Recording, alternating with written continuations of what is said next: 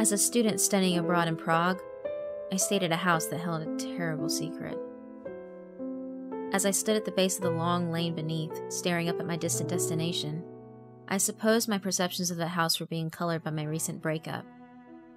The plan had been to attend to our studies in Prague together. Instead, I stood alone against the parching summer winds, studying a lengthy alley that carved its way up the precipitous hill with an ancient laziness. Lost in brooding need for emotion, I ignored my initial unease and slipped into the cramped canyon where that serpentine alley began. The walk was quiet, taxing, and lonely, but passed by without note in a blur of regretful and nostalgic thoughts. I was in another country, but I'd not yet left the old one behind. As I emerged from the narrow shade, sweaty and bitter, the hill's crowning residence greeted me with a resurgence of disquiet. The high house had once been noble and set apart, towering over its environs like an aging patriarch with a tired back. The fourth and highest floor carried a visibly dangerous tilt toward the terminal precipice of that final lot, an illusion I attributed to the hill's steep angle and the stone's weathered patterns. Shadows streamed from sharp carvings, casting incomprehensible patterns across the wasteland of cracked medieval pavement that otherwise ran bright under dry winds. I was not the only student staying at the Moravec house, and this was hardly the first year that its surviving matriarch had hosted academics, but I still had to force myself to approach. An inexplicable revulsion held me back, trying to warn me away, but there was no specific reason I could gather to truly give up and return to my home country. And she was there, in my home country. Disquiet or no, I couldn't go back. I gave a gentle knock on the wide wooden door. An arid breeze brought a sigh past my ears. I looked back at the cobblestone lane, but the midday sun and patterned shade held nothing but emptiness and the odd tiny weed dancing in the wind. The door swung open, and I turned forward in sudden embarrassed surprise. A white-haired woman stood waiting, a pleasant smile on her face. She carried a slight hunch to match that of the tired house itself, but her clear blue eyes still shined with particular energy. Her calm and positive tone carried only a hint of accent. "Our last student, you've arrived." "Lady Moravec," I responded, following the cultural advice my advisor had given me. It felt odd to address someone with a noble title like that, given that she stood before me in jeans and a faded orange shirt that seemed reminiscent of earlier decades. This was not an old woman. This was a woman who happened to have aged. Her deeply wrinkled face curled up in genuine humor. "Dear, really, call me Anita." She pulled a cell phone and typed in my name and details. "So that I'll remember," she explained before returning it to her pocket. I stepped inside after her and immediately shuddered from the chill within. As she led me into the house, I saw almost immediately why she needed to record my details. 11 other students sat in a long dining room. Lunch had finished at least an hour before, but the plates remained on the table while cultures clashed and friendships were forged. I was in no mood to meet people, and Anita seemed to notice. Instead of introducing me immediately, she showed me the way up a surprisingly narrow set of stone steps that I figured must have been for the servants back when the house had employed them. The chill deepened as we climbed. "Is it just you here these days?" I asked, adjusting my backpack and holding myself closer against the drop in temperature. She kept moving, but threw a smile back. "If the cold is bothering you, I can get you a sweater." "No, I'm fine," I lied. At first, I assumed the house's ancient construction kept it cold, but we passed a vent, and the icy air brought me a shiver. I'd seen signs of modern renovations in the front hallway, and that was true here as well. We came to the top of the stairs, and I blinked against the sudden change. White was the dominant color here. The long and close hallway was incredibly clean, and populated only by a decorative little table or two with plastic flowers in small vases. I immediately found myself thinking of the place as icy, given the painfully chill airflow rolling toward us and the harsh lack of color. Suppressing an oncoming chattering of my teeth, I forced a smile and followed her to my room. She had assigned me the one at the end of the long hallway because I'd arrived last. That was fair enough, but I was already considering the walk back to the stairs a trek that I would have to endure with each departure and return. The room itself was plain, Spartan, and serviceable. There was no air vent within, so the temperature was higher, and the patterns were all brown. Glad to escape chill white, I ducked within and dropped my backpack to the floor. A moment later, I thought to thank my host, so I popped my head out. She had already left me to my own devices, but she had not departed entirely. I watched her open a nearly invisible white closet door, pull out a vacuum, and began cleaning up the very scant dirt my shoes had left behind.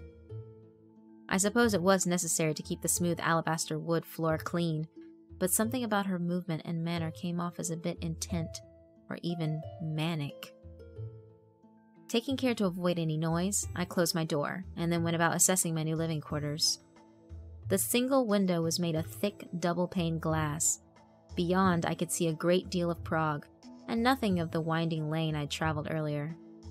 The window faced the hill's precipice, then, and I peered down at a dizzyingly steep series of rooftops that dropped haphazardly into a sea of buildings far below. Hoping for a better view down, I tried to open the window but found that it was set wholly into the wall. Not only could it not be opened, it had been constructed to purposely lack the ability. I suppose that was necessary to keep guests from falling out. There was no airflow in my room, however, so I wondered if it wouldn't begin to feel a little claustrophobic over the course of the semester. I suppose that I wasn't really intended to spend much time there. The house did have a sprawling layout that probably allowed for privacy through sheer size. Shrugging off my continuing unease, I headed back into the icy halls. I did see the narrow stairs back down to the front, but I also looked the other direction. The hallway terminated at a junction where a fancy portrait hung on the wall. I approached it, studying the image of an older and respectable man. His heavy eyes gazed eternally at something in the distance, and I knew instinctively who this was. Rosta Moravec, the man of the house, and Anita's late husband. I'd been told not to bring him up. Standing there in front of his picture, I pulled out my phone and looked into him. His respectable portrait seemed a sham as I read paragraph after paragraph about the scandals of his life. There had been rumors about gambling, about successful shady dealings to recover family wealth, and about womanizing. The article also included an image of a woman I recognized. It was Anita, lacking a number of decades and quite beautiful for the change. She stood with her husband, smiling with that same particular brightness. I stared, at first because she caught the eye so strongly, and then because a strange shock ran through me. It was brighter and much less worn, but I knew the pattern. She was wearing that same orange shirt. It was a picture of the two of them, from before all the scandals. I suppose that shirt meant something to her. A subtle sigh reached my hearing. I looked up, confused. Had that been the same sound from outside? The revving of a vacuum startled me, and I hurriedly put my phone away as Anita's swift cleaning motions brought her closer.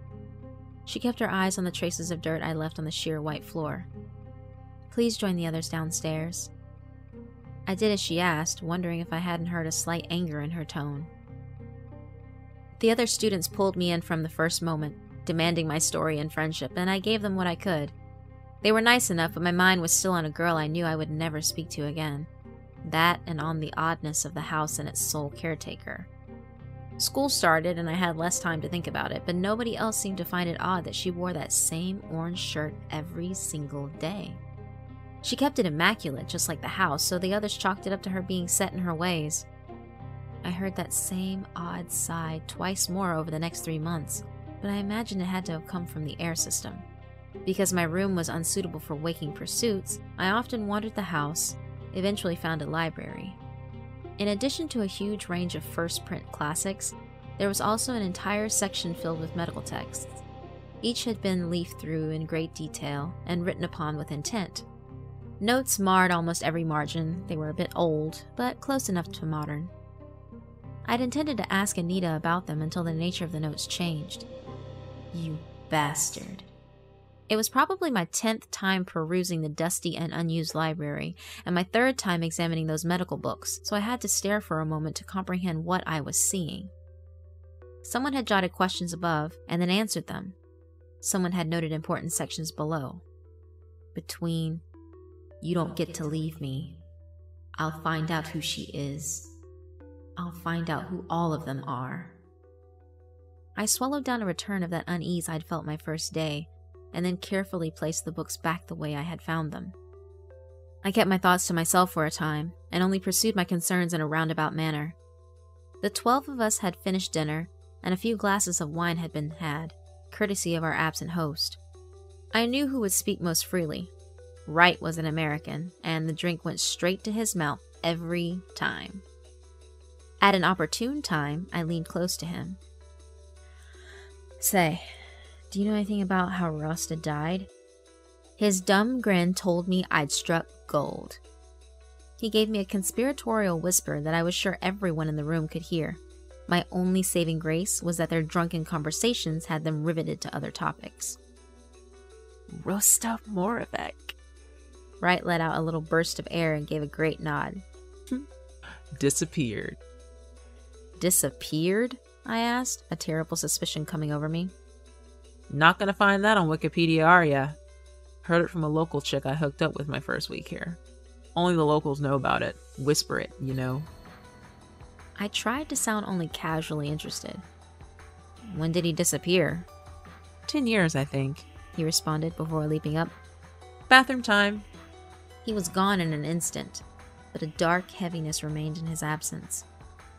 I took my leave and headed to my room, cramped though it was. I sat between close brown walls, staring at my sealed window. What had Anita done? I absently bit through each of my nails one by one before I decided I had to investigate further.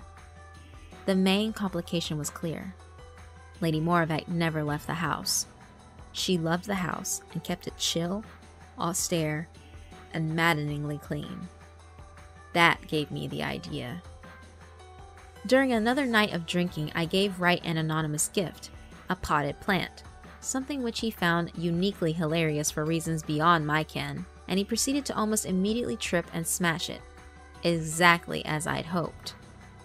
Anita raced out from rooms unknown and proceeded to clean in a panic. I slipped away. Her room lay at the very back of the house, and I hurried toward it without my shoes. In socks alone, I left no trace of my passage on the stark floors. The door to her room creaked open with a blast of icy air. I braced myself for the coldest room yet and crept inside. Everything within was white. The bed and all its sheets were white. The desk was white. There was no window at all. I'd seen many of the signs, but I knew now that Lady Moravec contained some measure of hidden madness. This simply wasn't normal.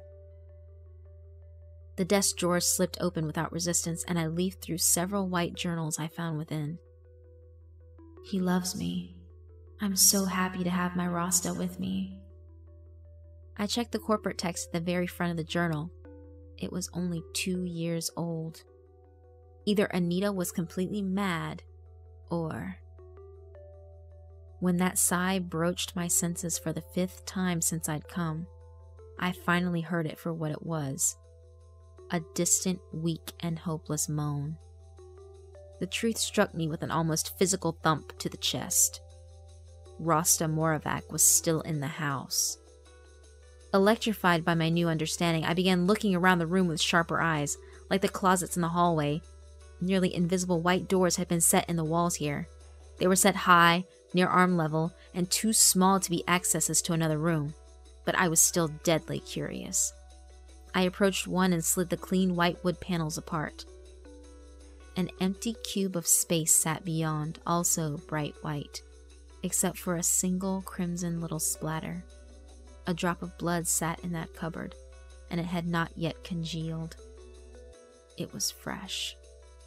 A creak sounded in the distance, and I hurriedly closed the cupboard, checked the desk, and slipped back out. The house's maze-like setup lent me a dozen paths to escape. I made it to my room, put my shoes back on, and then casually rejoined the dinner party in the dining room. Nobody had been the wiser. If anyone had thought about it, I would have told them I'd just gone to the washroom. I laughed along with their jokes and listened to their tales, but my mind was solely on the undeniable fact that something terrible had been going on in that house for 10 years. Was Rosta locked up somewhere? Was Anita torturing him? Burdened with my horrible suspicions, I couldn't help but feel completely alone. The girl I loved should have been there to help. She would have known what to do. She had been bright, strong, and smart. I didn't understand why we'd ended, and I was far from over it even months later. Winter was coming on, so my time spent in the house only increased. I used every moment of free time manipulating dirtiness in the house so that I would have a chance to explore each and every room, one by one.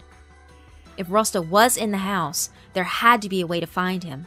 I couldn't simply call the police. That had all been done 10 years ago, apparently, and they'd found nothing. Without any evidence, I'd look insane. My search took me deep into the inner workings of the house, most especially in my own room. After several days' work, I'd managed to remove a panel in the wall without damage. Beyond ran a great many wires, tubes, and so on. Those things I had expected. There was one deviation from those expectations. Several little glass tubes that ran from somewhere deep in the wall to somewhere else deep in the wall. Extremely small fibers sat within each.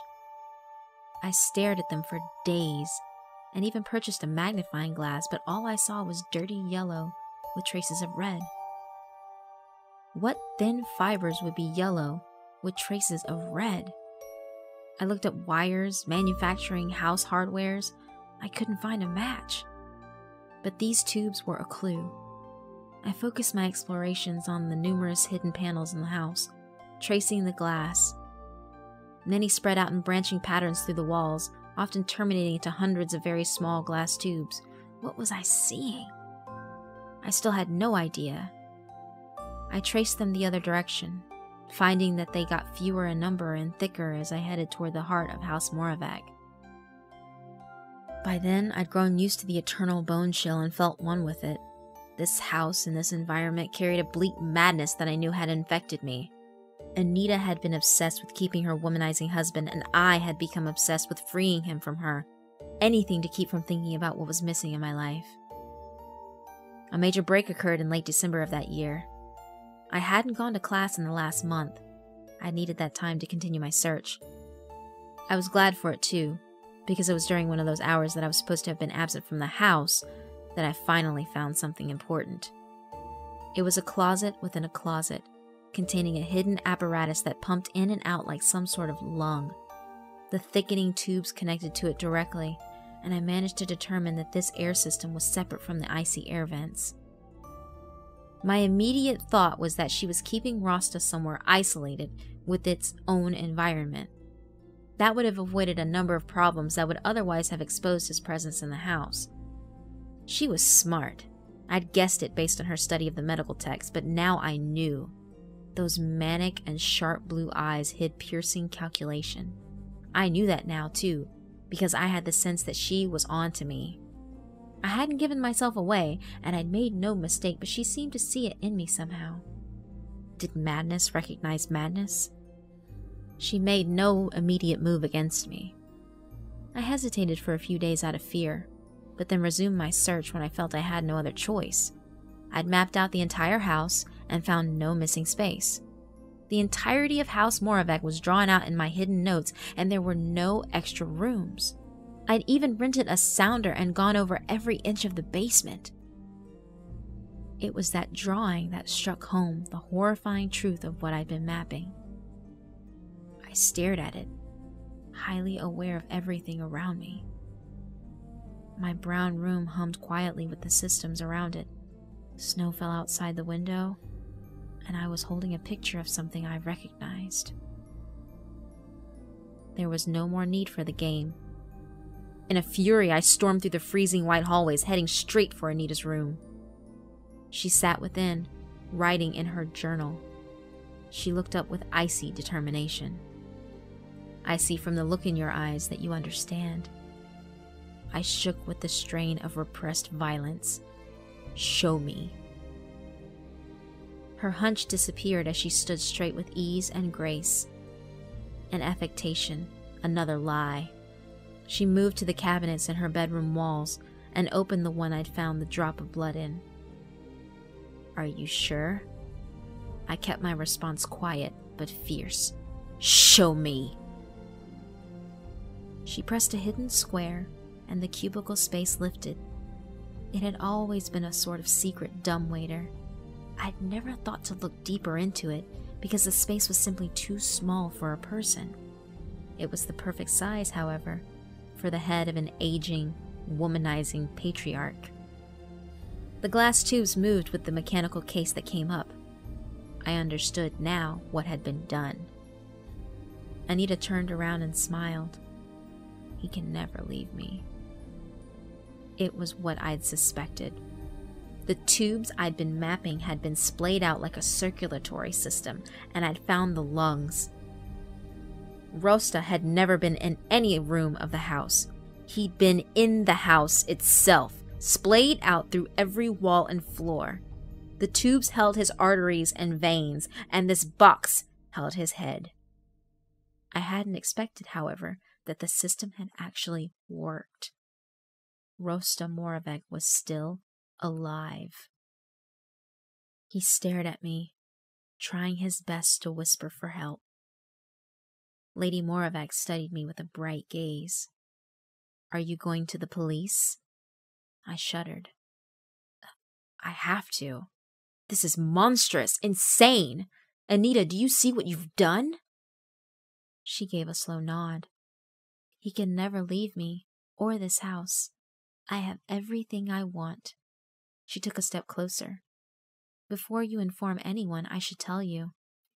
I've invited your ex-girlfriend, the one you always talk about. She'll be coming here next semester. You could simply keep this to yourself and stay. This house will need someone to take care of it after I'm gone. Before that, I could help you. Learn." I froze, trying to comprehend what she was offering. She too had had a partner who had disappointed her and tried to leave, but she'd taken away that disappointment through science and madness. When I didn't respond, Anita moved to her desk, pulled out a medical textbook, and held it out.